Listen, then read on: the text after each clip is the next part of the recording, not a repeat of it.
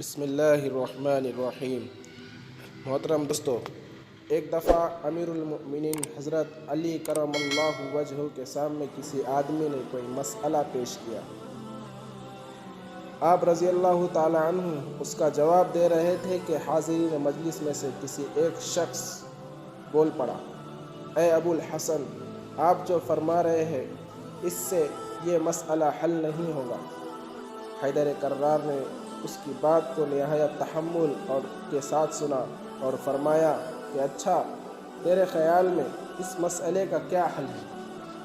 اس آدمی نے اپنی رائے ظاہر کی اور شاہ مراد نے اس کا جواب پسند فرمایا اور فرمایا کہ ہاں، اس کا یہی حل بہتر ہے۔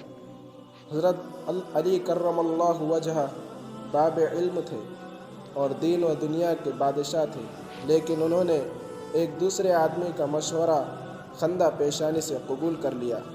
کوئی اور بادشاہ ہوتا تو دھکے مار کر اپنی مجلس سے نکال دیتا۔